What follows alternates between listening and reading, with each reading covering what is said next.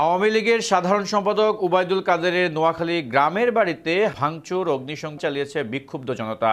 বৃহস্পতিবার একটা দিকে এই ঘটনা ঘটে।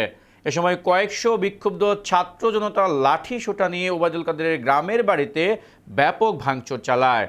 স্থানীয়রা জানায়, বৃহস্পতিবার দুপুরে 1:45টার দিকে উপজেলার বসুরহাট বাজার থেকে মিছিল বের করেন ছাত্র জনতা। মিছিলটি বসুরহাট বাসস্ট্যান্ড হয়ে কাদেরের বাড়িতে গিয়ে শেষ হয়। পরে সেখানে থাকা ওবায়দুল কাদেরের ছোট ভাই বসুরহাট পৌরসভার সাবেক মেয়র আব্দুল কাদের মির্জার দোতলা ভবন হাতুড়ি শাবল দিয়ে ভাঙা হয়। পরে তার ছোট ভাই সাদাত মির্জার ভবনও ভাঙচুর করা হয়। এর আগে গত 5ই আগস্ট বিকেলে ওই বাড়ির 5টি বসতঘর ও 2টি গাড়ি ভাঙচুর এবং অগ্নিসংযোগ করা হয়।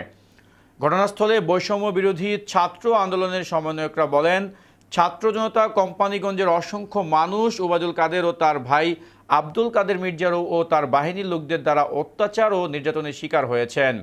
এসব কারণে তাদের প্রতি যে ক্ষোভ জমেছিল, হামলা ভাঙচুর ওই ক্ষোভের বহিঃপ্রকাশ। এই হামলা ভাঙচুরে সর্বস্তরের ছাত্র জনতা অংশগ্রহণ করেছে।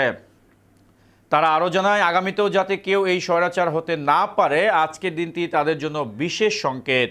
যতবারই স্বৈরাচার মাথা চাড়া দিয়ে উঠবে, ততবারই ছাত্র জনতা তাদের স্বৈরাচারকে ধূলিসাৎ করবে। একে আজাদ, নিউজ 21 নিউজ ডেস্ক।